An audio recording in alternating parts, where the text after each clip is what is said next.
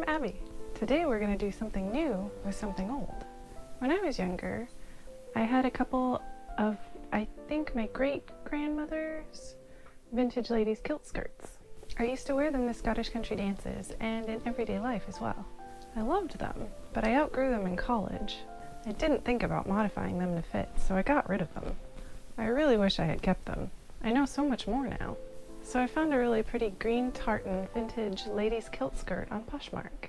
It was slightly tight at the largest setting, so I knew I needed to modify it to fit me.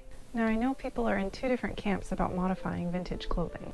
Some say don't modify at all, and others do massive changes. For me, I sit closer to the middle, erring on the side of caution. I think small modifications are okay as long as you're not cutting too much into the fabric and just ripping out stitches. You could easily get the garment back to its original condition. For this particular skirt, I thought I was going to have to let one of the pleats out. If it had been smaller, I think I would have. But as I only needed about an inch or two, as I studied it, I realized all I had to do was move the leather straps out of it. This meant I would have to close off the buttonhole and add a new one. But I view this as a minor modification, so it seems like a good idea. Kilts are made to be let in and out, with all the pleats and overlapping fabric. So I feel good about modifying this kilt to fit me better. So let's get modifying. To start, I put the buckles at their largest setting and placed pins in the waistband to keep the skirt in place while I moved the buckles. I then seam ripped the buckle side of the leather straps on both sides of the apron.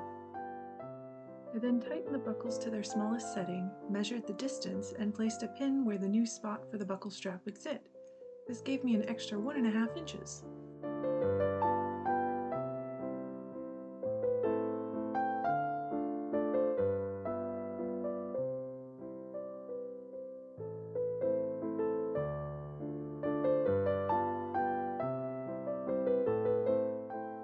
Before sewing the straps back on, I needed to create a new buttonhole for the inside strap to go through. I sewed up the old buttonhole and measured where the new one needed to go. I cut the slit and tested it to make sure it was wide enough. Then I loaded up my needle with thicker buttonhole thread in green and hand stitched the edges to bind them.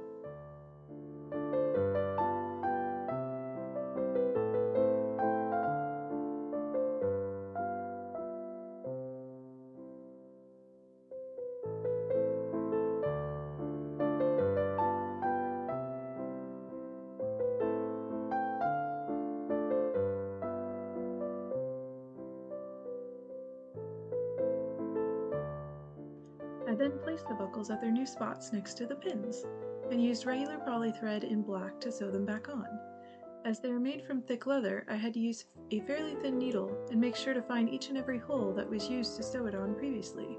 I didn't want to punch new holes in the leather as that could lead to weakness and breakage, so I painstakingly hand sewed one stitch at a time.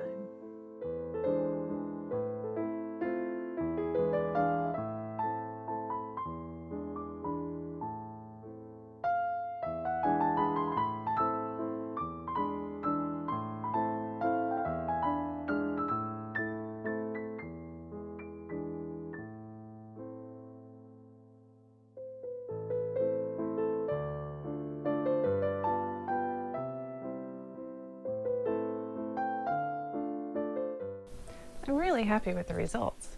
Just a little care and a few minor modifications makes this skirt way more comfortable. The largest setting made the waist 32 inches, which sat right at my waist, but was tight. Once I added the 1.5 inches, the smallest setting actually fit pretty comfortably. So it must have adjusted as I moved things around. But this gives me wiggle room to have a large meal or let it be a little looser. As a final step, I wanted to make the pleats a little crisper again. I put my iron on the wool setting and carefully folded each of the pleats to press them. I found I was able to do about 3 at a time.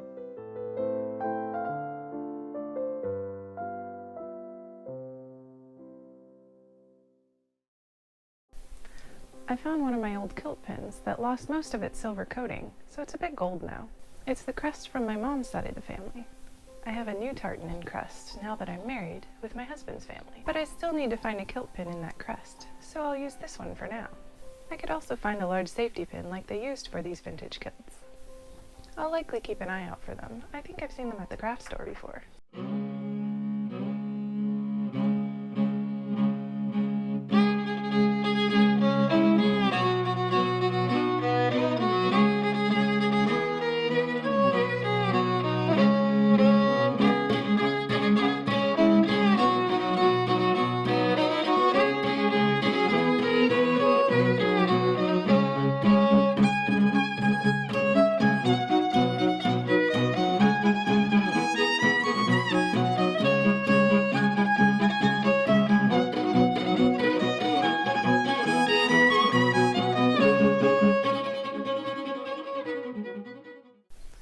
thank you for joining me today as I modified a vintage skirt to fit a little better. I look forward to many warm months wearing my new vintage skirt for the winter. I'm so happy I found this skirt. It's just the right color for me. I love a good swooshy pleated skirt. Oh, so fun. If you have any questions, be sure to let me know in the comments below. And if you like sewing tutorials and costume fun, be sure to subscribe. Happy sewing! Blah, blah, blah, blah, blah. Puppy dome is going on behind me.